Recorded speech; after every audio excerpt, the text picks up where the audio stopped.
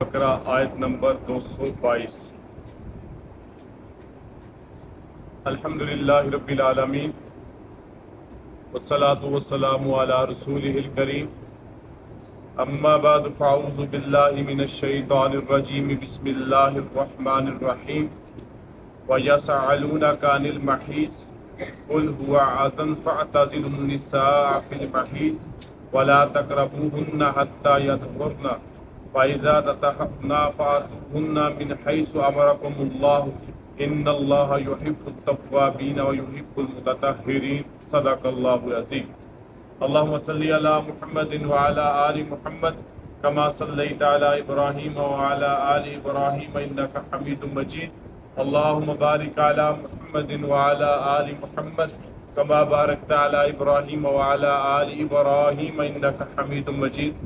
رب زدنی علما، رب اشرح لي صدری ويسر لي امری واحلل عقدۃ من لسانی یفقہوا قولی۔ سورہ بقرہ آیت نمبر 222 اور اس کے ساتھ 223۔ ارشاد باری تعالیٰ ہے وَيَسْأَلُونَكَ عَنِ الْمَحِيضِ، وہ آپ سے حیض کے بارے میں پوچھتے ہیں۔ قُلْ هُوَ أَذًى، آپ فرما دیجئے وہ نجاست ہے۔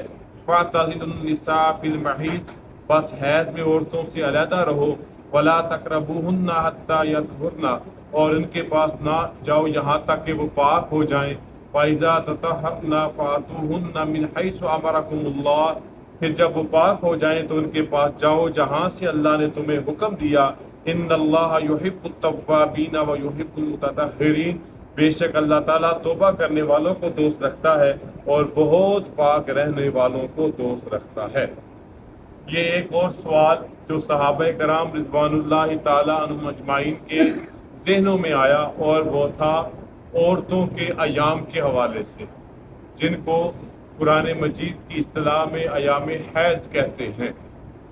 معاملہ اس طرح سے ہے، پہلی بات تو یہ سمجھے کہ اسلام نے ہر معاملے میں اپنے ماننے والوں کی خصوصی طور پر اور تمام انسانیت کی عمومی طور پر ہر طرح سے رہنمائی فرمائی ہے، کیونکہ ہمارا یہ دعویٰ ہے بطور مسلمان کہ اسلام ایک مکمل ضابطۂ حیات ہے، تو اس لیے ہر معاملے میں پاکی ناپاکی، میاں بیوی کے آپس کے تعلقات، ان کے حقوق و فرائض، آئلی معاملات، معاشرتی معاملات، اسلام نے ہر طرح سے ایک انسان کی رہنمائی قرآن مجید کے ذریعے سے، وحی الہی کے ذریعے سے، اور حضور اکرم صلی اللہ علیہ وسلم نے اپنے فرمان اور تعلیمات کے ذریعے سے فرمائی ہے۔ معاملہ اس طرح سے تھا، نبی کریم صلی اللہ علیہ وسلم سے پہلے قوم یہود اور عیسائی، انہوں نے اس معاملے میں افراط و تفرید کا شکار ہوئے، یعنی کہ دونوں طرف سے وہ حد سے بڑھ گئے، لیکن در حقیقت نہ ہی تورات کی تعلیمات ایسی تھیں اور نہ ہی انجیل کی، نہ حضرت موسیٰ علیہ السلام پہ اترنے والی وحی اور نہ ہی حضرت عیسیٰ علیہ السلام پہ اترنے والی وحی ایسی تھی جیسے کہ زمانے کے گزرنے کے بعد ان دونوں مذاہب نے رویہ اختیار کر لیا۔ یہود اس درجے تفرید کا شکار ہوئے یا افراد کا شکار ہوئے کہ انہوں نے ایسی عورت کو ہر طرح سے ناپاک سمجھ کر بالکل ہی گھر کے نکر میں ہی لگا دیا، نہ وہ کھائے گی، نہ ان کے ساتھ بیٹھ کے کھائے گی، نہ ان کا کھانا پکائے گی، اور نہ ان سے کوئی دعا سلام ہوگی، نہ کوئی گفتگو ہوگی۔ اہل یہود نے ایسی عورت جو ایام حیض میں ہے اس کو کیا کیا، بالکل ہی اپنے رہن سہن سے الگ کر دیا۔ یہ ایک انتہا تھی۔ دوسری طرف جو عیسائی تھے، اگرچہ میں دوبارہ سے عرض کر دوں یہ تعلیمات حضرت عیسیٰ علیہ السلام کی بھی نہیں تھی، یہ بعد میں ہونے والی تبدیلیاں ہیں، اور اس میں بعد میں آنے والے جو حالات ہیں ان کی بنا پر ایسا ہوا۔ وہ اس حد درجے تک کھلم کھلا ہو گئے کہ وہ ان ایام میں اپنی بیوی سے ہم بستری سے بھی باز نہیں آتے تھے۔ انہوں نے حد درجے احتیاط کا معاملہ کیا اور انہوں نے حد درجے بے احتیاطی کا معاملہ کیا، اور مسلمانوں کے ذہن میں ایک طرح کا ابہام پیدا ہو گیا ایک طرح کی کنفیوژن پیدا ہو گئی کہ ہم کیا کریں، کیونکہ معاملہ تو ہر انسان کے ساتھ اس طرح کا آتا ہے، خصوصاً جب شادی شدہ ہو اور معاملہ اس طرح کا ہے، وہ کیا کرے، وہ ایک ابہام کا شکار ہو گیا۔ تو پھر سوال اٹھا، یسألونک عن المحیض، وہ آپ سے سوال کرتے ہیں حیض کے بارے میں۔ تو اللہ تعالیٰ مسلمانوں کی، صحابہ کرام کی رہنمائی فرما رہے ہیں، قل ہوا اذن، کہہ دو وہ نجاست۔ یہ معاملہ ہے نجاست کا، گندگی کا، اور کس طرح کی گندگی ہے، فَاعْتَزِلُوا النِّسَاءَ فِي الْمَحِيضِ، بس حیض میں عورتوں سے علیحدہ رہو، یعنی ان کے ساتھ حق زوجیت والا فائدہ نہ اٹھاؤ۔ یہ منع کر دیا گیا کیونکہ یہ ناپاکی کی حالت ہے۔ باقی فقہاء نے اس کی بڑی تفصیلات بیان کی ہیں جو ہمارا مطمع نظر نہیں ہے۔ اگر کسی کو تفصیلات چاہیے تو وہ مدرسے میں داخل ہو کے کتاب الحیض پڑھ لے، قدوری میں بھی پڑھ لے، کنز میں بھی پڑھ لے، ہدایہ میں بھی پڑھ لے۔ باقی آپ کے لیے اتنی ضرورت نہیں، ادھر ہی کافی ہے۔ وَلَا تَقْرَبُوهُنَّ حَتَّى يَطْهُرْنَ، اور اللہ نے فرمایا ان کے پاس نہ جاؤ جہاں تک کہ وہ پاک نہ ہو جائیں، یعنی ایام ماہواری یا حیض کے گزر نہ جائیں۔ فَإِذَا تَطَهَّرْنَ فَأْتُوهُنَّ مِنْ حَيْثُ أَمَرَكُمُ اللَّهُ، پھر جب وہ پاک ہو جائیں تو ان کے پاس جاؤ جہاں سے اللہ نے تمہیں حکم دیا، یعنی اس کی وضاحت اللہ تعالیٰ اگلی آیت میں فرما رہے ہیں، ہم وہاں پر اس کی تفصیل مختصر سی بیان کر دیں گے۔ پھر اللہ تعالیٰ فرماتے ہیں ان اللہ یحب التوابین، بے شک اللہ تعالیٰ توبہ کرنے والوں کو دوست رکھتا ہے۔ اس توبہ کرنے والوں کو دوست رکھنے سے کیا مراد ہے؟ اگر کسی سے اس طرح کی کوئی غلطی اس حکم سے پہلے ہو گئی ہے، اس طرح کی غلطی اس حکم سے پہلے ہو گئی ہے، تو اللہ تعالیٰ نے اس بندے کے لیے توبہ کا دروازہ کھلا ہے، وہ توبہ کرے، اللہ کی طرف رجوع کرے، اللہ تعالیٰ یقیناً معاف کرنے والا۔ ایک معنی۔ دوسرا معنی، اگر شدت جذبات کی وجہ سے ان ایام میں کوئی گڑبڑ ہو گئی ہے حرام سمجھتے ہوئے، یہ بات ذہن میں رکھیں، قرآن مجید نے جب کہہ دیا فَاعْتَزِلُوا النِّسَاءَ فِي الْمَحِيضِ، یہ حکم ہو گیا، اب کوئی اس حکم کو حرام سمجھ کے غلطی ہو جاتی ہے، جذبات میں یا شہوت میں اس عمل میں کا ارتکاب کر بیٹھتا ہے لیکن سمجھتا اس کو غلط ہی ہے، تو اس کے لیے توبہ کا دروازہ کھلا ہے۔ لیکن ان ایام میں اگر کوئی مسلمان صاحب ایمان یہ غلطی حلال سمجھ کے کرتا ہے اور یہ اللہ کے حکم کو چیلنج کرنے والا ہے، اس کا ایمان اور اسلام باقی نہیں رہتا یہاں تک کہ تجدید ایمان نہ کروا لے، اور یقیناً نکاح میں ہے تو جب تک اور اس کا نکاح بھی تجدید نہ ہو۔ تو یہ ایک واضح سا حکم ہے، اگر وہ حرام سمجھ کے ارتکاب کرتا ہے تو اللہ نے تو ہر اللہ تعالیٰ محفوظ رکھے، تب تو توبہ کے کھلے ہیں۔ اور پھر اللہ نے فرمایا اگلی آیت کے آخری حصے میں وَيُحِبُّ الْمُتَطَهِّرِينَ، اور اللہ تعالیٰ پاک رہنے والوں کو بھی دوست رکھتا ہے، کیونکہ یہ گندگی ہے، اس کے قریب مت آؤ، ان ایام میں پرہیز کرو اور بچ کے رہو، اور اللہ تعالیٰ پاکیزہ لوگوں کو بھی پسند فرماتے ہیں۔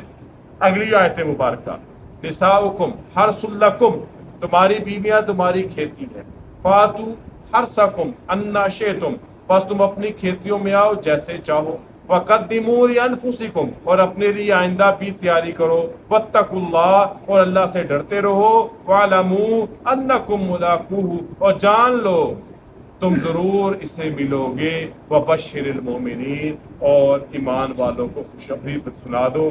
اب یہاں سے اللہ تعالیٰ ازواج کے ساتھ جو تعلق ہے اس کی ایک نقطے کو بیان فرما رہے ہیں کہ شادی جہاں پر دو افراد کا آپس میں میل اور بندھن ہے، ایک محبت اور ایک جذبات کا تعلق ہے، وہیں پر اللہ تعالیٰ نے افزائش نسل کا بھی ایک ذریعہ بنایا، اور افزائش نسل یقیناً جو اللہ کا فطرت کا نظام ہے اللہ اس کو بیان کر رہے ہیں، اور کسان کھیتی بھی وہاں پہ کرتا ہے جہاں پہ اس کو فصل اور اگنے کی امید ہو، بنجر زمین پہ کوئی نہیں کرتا۔ تو اللہ تعالیٰ نے کچھ مانوی انداز سے یہ بات سمجھا دی ہے کہ بندے کے پتر بن کے وہ کام کرو جس سے آگے تم اللہ کے لیے کچھ بیچ سکو۔ اولاد ذخیرہ آخرت ہوتی ہے، یہ اولاد ماں باپ کے مرنے کے بعد ان کے لیے جب وہ پڑھتے ہیں، نیک اعمال کرتے ہیں، وہ ان کے لیے ذخیرہ آخرت بنتی ہے۔ تو اللہ تعالیٰ ہمیں مانوی انداز میں سمجھا رہے ہیں کہ کیا کرنا ہے، کہ تم نے اگر اپنی ازواج کے ساتھ اپنی خواہش کو پورا کرنا ہے، فاتو حرثکم انا شئتم، بس تم نے اپنی کھیتیوں میں آنا ہے جیسے مرضی چاہو۔ اس میں اللہ نے جو فطرت کا نظام مقرر کیا ہے ہم سب بخوبی سمجھتے ہیں، کیونکہ ہمیں شرم و حیا کے پردوں کو بھی ایک حد تک قائم رکھنا چاہیے۔ اور پھر فرمایا وَقَدِّمُوا لِأَنفُسِكُمْ، اور اپنے لیے آئندہ کی بھی تیاری کرو۔ مطلب اس کا کئی معنی ہو سکتے ہیں، ان میں سے ایک معنی یہ ہے کہ جب اولاد ہوگی، نیک ہوگی، وہ ماں باپ کے مرنے کے بعد بھی جب ان کے لیے نماز جب پڑھے گی تو ان کے لیے دعا کرے گی، اس پہ والدین کے لیے دعا کرے گی۔ اور سب سے زیادہ حق ماں باپ کا ہے کہ ان کی اولاد ان کے لیے دعائے خیر۔ ہمارا پڑھنا پڑھانا باقی مسلمانوں کا، مومن کے کسی نہ کسی درجے میں کام ضرور آتا ہے، لیکن اپنی اولاد کا پڑھا ہوا وہ سب سے بہترین ہوتا ہے۔ یہ جو ہمارے ہاں ایک رواج ہے کہ جناب ابا جی فوت ہو گئے، امی جی فوت ہو گئی، مدرسے سے 10 بچے لاؤ، 2 درجن سموسے لاؤ اور ان کو کھلاؤ اور یہ جو پڑھے بس ٹھیک ہے۔ وہ بیچارے پڑھ دیں گے، وہ مدرسے سے سپارے اٹھا کے مجبوراً چلے گئے، سینے سے قرآن لگایا ہوا ہے، وہ پڑھ لیں گے، اور وہ ان کی نظر قرآن کی طرف کم اور سموسوں کی طرف زیادہ۔ لیکن جو بیٹے نے پڑھا ہوگا، جو بیٹی نے پڑھا ہوگا، اور جو اس کے جذبات ہوں گے وہ کسی دوسرے کے نہیں ہو سکتے۔ اللہ یہی ہمیں مانوی انداز میں پھر سمجھائے وَقَدِّمُوا لِأَنفُسِكُمْ، ایسا کچھ کر جاؤ کہ جو تمہارے لیے ذخیرہ آخرت بن جائے۔ وَاتَّقُوا اللَّهَ، اور پھر بھی اللہ سے ڈرتے رہو۔ وَاعْلَمُوا، اور جان لو بے شک تم اس سے ضرور ملو گے۔ اس کی تیاری کرو، اور وہ تیاری تقوی کے ساتھ، وہ تیاری خشیت الہی کے ساتھ ہے، وہ تیاری پاکیزگی کے ساتھ ہے، وہ تیاری توبہ کے ساتھ ہے۔ یہ تم کرتے رہو گے تمہیں اپنے رب سے ملنا ہے۔ وَبَشِّرِ الْمُؤْمِنِينَ، اور ایمان والوں کے لیے خوشخبری ہے۔ ایک حدیث بیان کر کے بات کو سمیٹ دیتا ہوں یا وضاحت کر دیتا ہوں۔ ایک لمبی حدیث کا آخری ٹکڑا ہے۔ نبی کریم صلی اللہ علیہ وسلم نے ارشاد فرمایا اگر کوئی اپنی بیوی سے اپنی اس حاجت کو پورا کرتا ہے، اللہ تعالیٰ اس کو بھی صدقے کا ثواب عطا فرماتے ہیں۔ صحابہ نے عرض کیا اللہ کے رسول، اس پر بھی ہمیں صدقے کا ثواب ملے گا؟ فرمایا اگر تم اس ضرورت کو کسی غلط جگہ پورا کرتے تو حرام کا ارتکاب کرتے؟ ہاں جی کرتے۔ اگر تم نے اس کو حلال جگہ استعمال کیا تو اللہ تعالیٰ اس سے تمہیں ثواب سے محروم نہیں رکھیں گے۔ اللہ تعالیٰ ہمیں دین فطرت کو سمجھنے اور اس پہ عمل کی توفیق عطا فرمائے۔ وآخر دعوانا الحمدللہ رب العالمین، الحمدللہ رب العالمین، والصلاة والسلام علی رسول کریم۔ ربنا آتنا فی الدنیا حسنۃ وفی الآخرۃ حسنۃ وقنا عذاب النار۔ ربنا لا تزغ قلوبنا بعد إذ هديتنا وهب لنا من لدنك رحمة إنك أنت الوهاب۔ إنا نسألك العفو والعافية في الدين والدنيا والآخرة، وصلى الله تعالى على خير خلقه